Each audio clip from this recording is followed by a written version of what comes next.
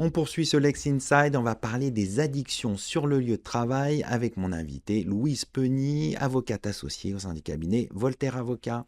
Louise Penny, bonjour. Bonjour Arnaud. Nous allons évoquer ensemble les questions juridiques liées aux addictions sur le lieu de travail. Tout d'abord, quelles sont les obligations légales de l'employeur pour prévenir les risques liés aux addictions sur le lieu de travail? Alors on peut peut-être déjà commencer par rappeler ce qu'on entend par addiction, puisqu'on intuitivement on envisage l'alcool et les drogues au travail. Mais c'est vrai que l'INSERM définit en fait les addictions comme étant des pathologies cérébrales définies par une dépendance à une activité ou à une substance. Donc ça peut être aussi des addictions en fait à des jeux d'argent par exemple, aux réseaux sociaux, etc. Il n'y a D'accord. pas que l'alcool et la drogue, même si D'accord. effectivement en pratique les employeurs sont plus souvent confrontés en fait à des problèmes liés à l'alcool ou à la drogue.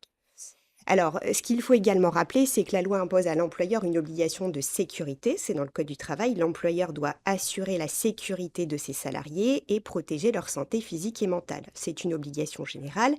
Et de par cette généralité, eh bien, ça peut également couvrir en fait les conduites addictives qui peuvent mettre en péril en fait la collectivité de travail, puisque le salarié peut se mettre en danger, mais aussi mettre en danger ses propres collègues de travail.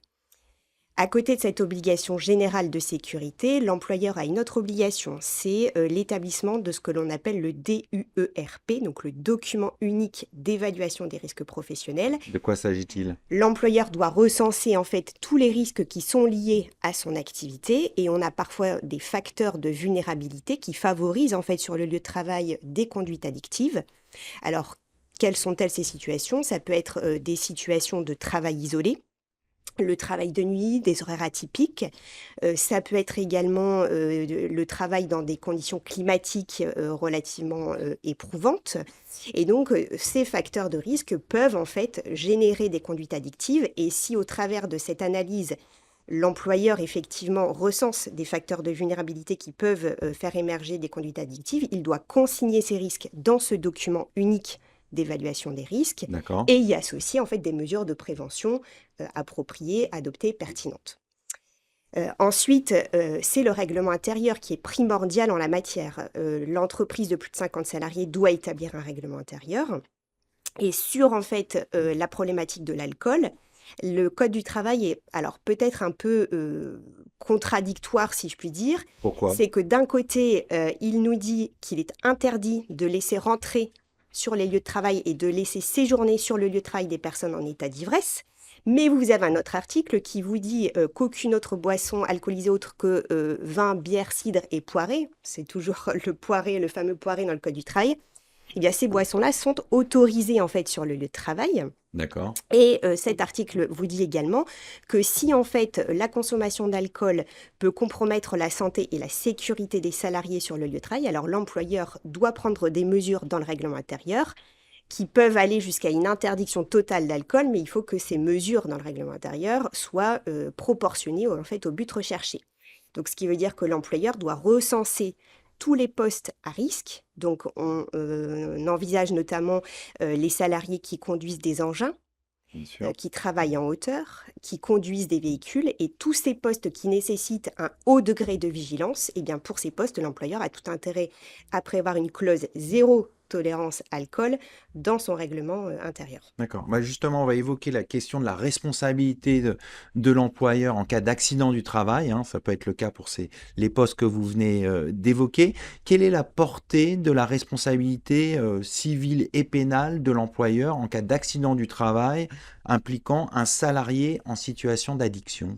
Les sanctions peuvent être tout d'abord civiles. Si l'employeur n'a pas adopté des mesures de prévention en fait pour justement se prémunir de ces risques, on peut, évoquer, en tout cas un manquement à l'obligation de sécurité de l'employeur qui peut se solder par, une indemnisation devant une juridiction prud'homale. Donc concrètement, l'employeur qui est condamné à verser des dommages et intérêts aux salariés pour manquement à son obligation de sécurité.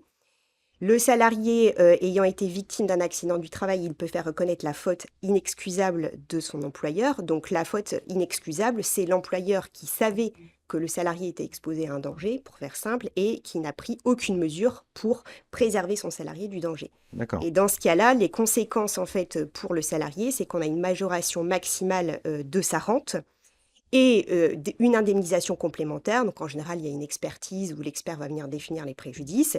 Tout ceci en fait est payé par la caisse primaire d'assurance maladie qui ensuite va se retourner par le biais d'une action récursoire contre l'employeur. Et puis, on peut également envisager une responsabilité pénale, hein. Ça peut être Bien sûr. non-assistance à personne en danger, voire homicide involontaire si il y a décès. Alors, on va s'intéresser maintenant au pouvoir disciplinaire de l'employeur. Quelles sanctions disciplinaires l'employeur peut-il prendre à l'encontre d'un salarié dont l'addiction a mis en danger la sécurité au travail d'autres salariés? Alors, il y a toute une échelle de sanctions à la disponibilité de l'employeur, hein, de la sanction la moins grave à la plus grave. Donc, ça peut être un avertissement, une mise à pied, un licenciement pour faute simple, pour faute grave.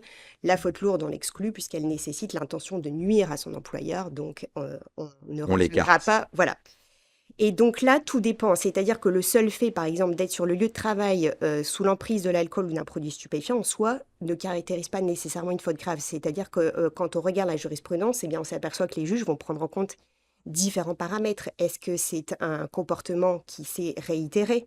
D'accord. Est-ce que le salarié a un passif disciplinaire? L'ancienneté du salarié et surtout le comportement du salarié. Par exemple, vous avez de la jurisprudence qui retient une faute grave lorsque le salarié s'est montré violent, agressif, de par en fait son état d'imprégnation alcoolique. Donc tout est finalement à faire, c'est au cas par cas, en fonction des D'accord. circonstances de l'espèce, mais ça peut justifier effectivement une sanction disciplinaire. Alors, pour éviter la sanction, quelle démarche l'employeur doit-il engager avant justement de prendre une décision de sanction d'un salarié pour une conduite addictive? Alors, bah, comme on le disait, en fait, c'est déjà adopter des mesures de prévention, donc recenser et le consigner dans le document unique d'évaluation des risques. Prévoir la possibilité, mais on y reviendra peut-être tout à l'heure, de faire des contrôles, des tests salivaires ou des tests d'alcoolémie. Donc, dans ce cas-là, il faut le prévoir dans son règlement intérieur, sinon ce n'est pas licite.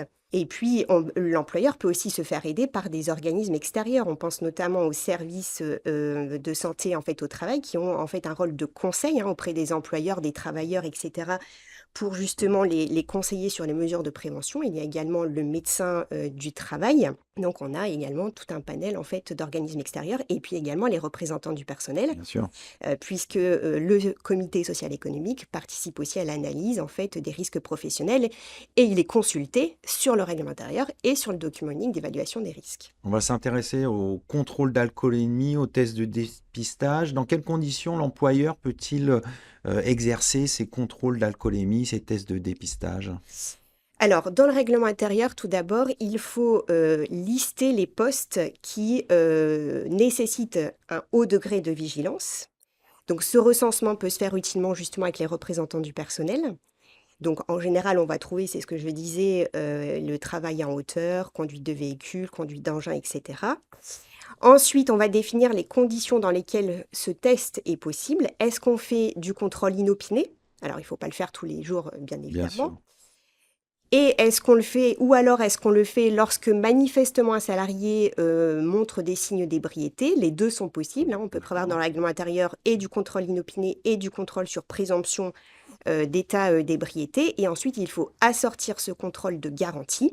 Donc, il faut, en général, ce qu'on prévoit, c'est que le contrôle se fait quand même à l'abri hein, des collègues de travail, dans Bien une sûr. pièce, etc. La possibilité pour le salarié, en fait, de faire appel à un témoin, de se soumettre à une contre-expertise. Donc, tout ceci est D'accord. cadré quand même Il y a par des la garanties pour le salarié. jurisprudence, évidemment, voilà. Et l'employeur a tout intérêt à respecter scrupuleusement ce qu'il a écrit dans son règlement intérieur, parce que s'il fonde une sanction sur la base d'un test qui n'a pas été réalisé dans des conditions prévues par le règlement intérieur, la jurisprudence risque de juger ce contrôle illicite. On va conclure là-dessus. Merci Louise Penny d'être venue sur notre plateau. Je rappelle que vous êtes associée au sein du cabinet Voltaire Avocat. Merci à vous. Tout de suite, l'émission continue. On va parler de la charte de l'environnement.